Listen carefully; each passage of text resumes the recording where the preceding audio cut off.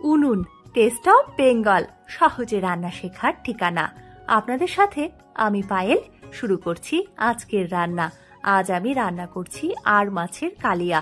একটু অন্যরকম ভাবে আজকের রান্নাটা আমি করছি, তবে শুধু আর মাছ না, অন্য যে কোনো মাছও একই পদ্ধতিতে আপনারা রান্না করতে পারেন এবং এইভাবে রান্না করলে বাড়ির ছোট থেকে বড় সকলেই কিন্তু আঙুল চেটে পুটে খাবে, এ কথা আমি আপনাদের বলতে পারি। রান্নার জন্য 800 গ্রাম আর মাছ ভালো করে ধুয়ে তাতে আমি নুন হলুদ মাখিয়ে নিয়েছি। তবে আর মাছ রান্না করতে গেলে যে সমস্যাটাই আমাদের পড়তে হয়, মাছ ভাজার সময় প্রচুর পরিমাণে তেল ছিটকায়। তাই জন্য এখানে নুন হলুদের সাথে আমি দিয়ে দিয়েছি 1 চামচ মতন সর্ষের তেল। সর্ষের তেল খুব ভালো করে মাখিয়ে নিলে ভাজার সময় তেল কম ছিটকায়।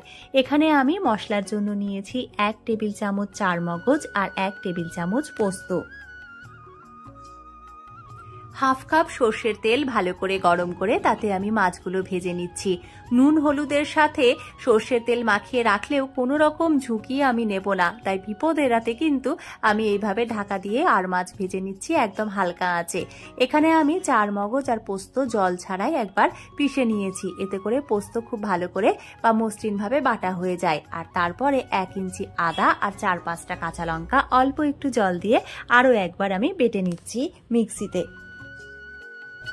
উনুন টেস্ট অফ বেঙ্গল সবসময়ই আপনাদের কাছে বিভিন্ন ধরনের রান্না খুব সহজে করে দেখায়। আজকের রান্নাটাও তার ব্যতিক্রম নয়। এখানে আমি মশলাতে নিয়েছি আরও 2টো পেঁয়াজ আর নিয়েছি একটা টমেটো। এবারে এই পেঁয়াজ আর টমেটোটার একটা পেস্ট আমি বানিয়ে নিচ্ছি। আজকে আমি যেভাবে রান্না করছি এইভাবে আপনারা যে কোনো বড় মাছের কারি রান্না করতেই পারেন বাড়িতে, একেবারে অনুষ্ঠান বাড়ির মতন স্বাদ আসবে। যারা বাইরের খাবার খেতে কম পছন্দ করেন তারা কিন্তু বাড়িতেই এইভাবে সুন্দর সুন্দর রান্না করতেই পারেন। আসলে বাড়ির রান্নার স্বাদ তো বাড়িতেই পাওয়া যায়, তাই না? ফোড়নে আমি দিয়ে দিয়েছি গোটা জিরে, তেজপাতা আর তার সাথে শুকনো লঙ্কা। ফোড়ন থেকে দারুণ একটা গন্ধ বেরোতে শুরু করেছে। এবারে আমি এখানে পেঁয়াজ টমেটোর পেস্টটা ভেজে নিচ্ছি। হালকা থেকে মাঝারি আছে আমি রান্না করে নিচ্ছি। আর মশলা থেকে যখন তেল ছাড়তে শুরু করবে তখন আমি দিয়ে দিলাম 1 টেবিল চামচ হলুদ, আর হলুদের সাথে তেলে দিয়ে দেবো হাফ চা চামচ মতন চিনি। এই চিনি রান্নায় কোনো মিষ্টি ভাব আনবে না, তবে রান্নার রংটা দেখতে অনেক সুন্দর করবে। দিয়ে দিলাম এখানে আমি 1 চা চামচ জিরে গুঁড়ো, আর দিয়ে দিচ্ছি চারমগজ পোস্ত বাটা। এবারে আমি দিয়ে দিলাম 1 টেবিল চামচ কাশ্মীরি লঙ্কার গুঁড়ো। সব মশলা খুব ভালো করে আমি কষিয়ে নিচ্ছি আর দিয়ে দিয়েছি পরিমাণ মতো লবণ। আজকের রান্নায় আমি আলু দিইনি, তবে আপনি চাইলে আলু দিয়েও এই একইভাবে মাছের ঝোল রান্না করে নিতে পারেন। প্রয়োজনে অল্প অল্প জল দিয়ে মশলা কষিয়ে নিতে হবে।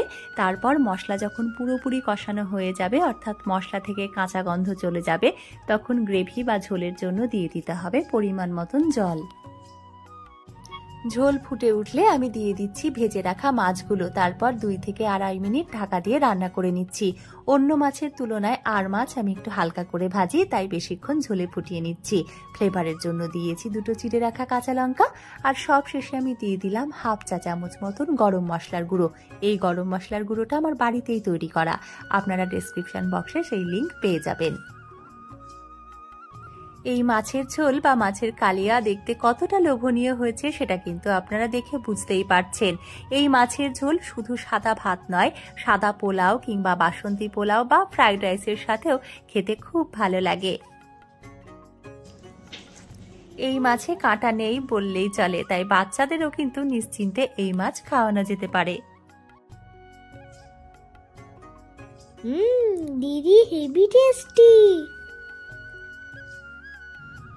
আগেই বলেছিলাম এইভাবে রান্না করলে বাড়ির ছোট থেকে বড় সবাই কিন্তু একেবারে চেটে পুটে খাবে। আমাদের বাড়ির এই ছোট সদস্যর কথাতেও আপনারা বুঝতে পারছেন যে মাছের ঝোলটা কতটা ভালো হয়েছিল। আপনারা আর মাছ কারা কারা পছন্দ করেন জানাতে কিন্তু একদম ভুলবেন না। আপনারা এতক্ষণ দেখছিলেন উনুন টেস্ট অফ বেঙ্গল। আজ এই পর্যন্তই, দেখা হচ্ছে পরবর্তীতে অন্য কোনো সহজ রান্নার সাথে। ধন্যবাদ।